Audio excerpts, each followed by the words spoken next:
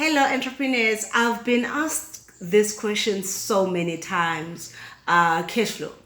And I generally find myself trying to figure out the best way of explaining it, but I still feel people keep on coming and say, please explain to me why every month I run out of money, why I do not know exactly how much I need to pay for all the things that I need to pay for. And as a result, my business just struggles to actually pay for the daily running of the business. So give me a shout below if maybe you need further explanation on it. I'm gonna try to give it a bash.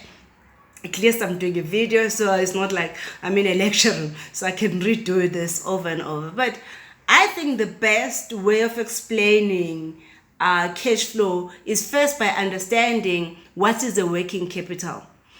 One, cash flow is the money that you have in your bank account. Is the money that you are using to pay for your suppliers, your employees, and all just the running cost of your business.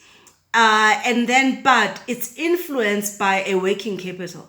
A working capital is when you have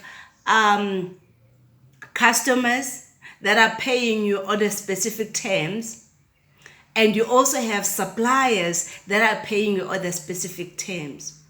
And the money that move between your customers and your suppliers and the stock that you have in your business, that is working capital.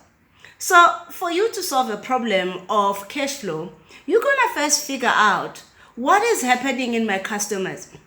What are the terms and conditions that my customers currently have? Are they complying with those terms and conditions?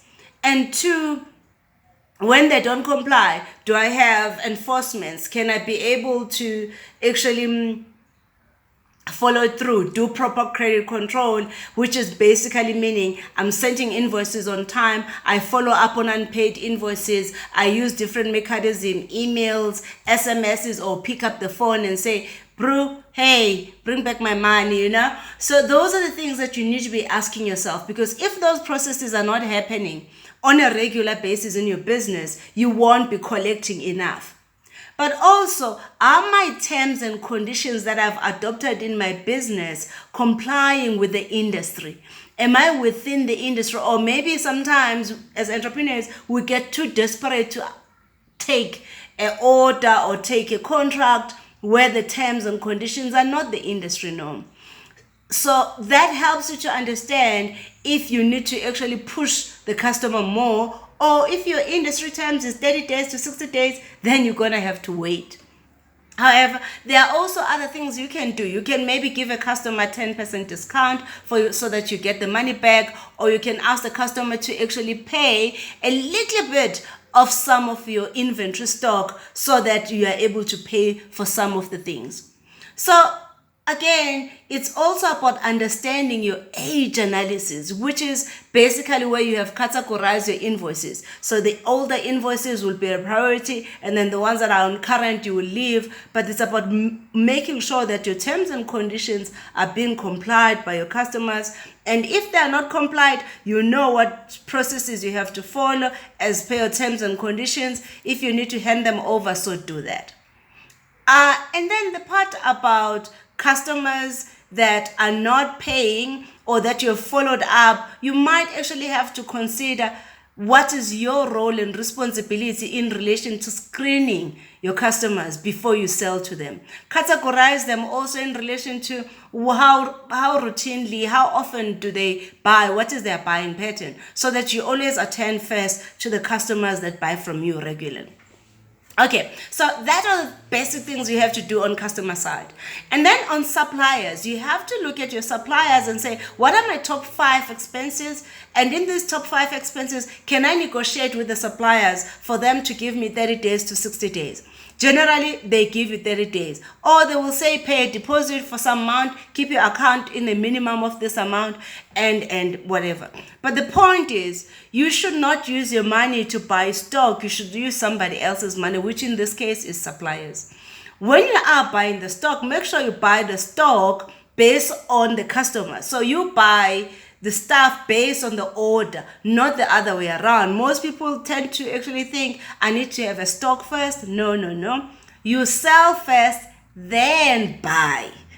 So that you are covered on the cash flow. Again, on suppliers, have a look. Which suppliers usually give you a problem? Maybe consider actually even extending, go and negotiate. Have a direct contact with the person who manages the account so that when you're unable to pay, you can pick up the phone and say, hey, this month I'm unable to pay, but this is what I'm working on. Suppliers, they want you to be a customer. You just need to create a relationship. Do not buy on irregular. Buy regularly on those customers and create a relationship. Credit is about relationship. Credit is also about you being reliable and credible. Your word should be the law. Agreeing on the terms and conditions means you understand what are the requirements. As far as stock, as I had covered earlier, do not keep any stock. Avoid keeping stock at any cost. Where you are keeping stock, treat it as a sales agent stock, so you get it for free from the supplier as a sample, and he doesn't charge you, and you use that to actually go around and sell so that the customers will then order the stuff. So in generally, cash flow is caused by you not understanding what is your working capital, because within that, when you're paying your suppliers, it's also include your operational expenses. So when you're unable to pay for your operational expenses, it also means that you actually did not do any budget. People who run out of cash flow, you don't have a budget. You don't even know each month how much does that thing cost and where you're going to get the money to pay it.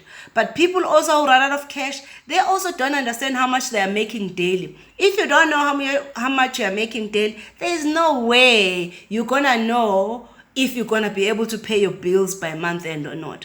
By the 15th, you should be worried already. How much sales have I made? Why have I not made as much? And constantly be working on that. I hope that has helped you in relation to dealing with the cash flow. And if you need any further guidance on it, please give me a shout. I've put all my details below. Let us know. Thank you. Bye.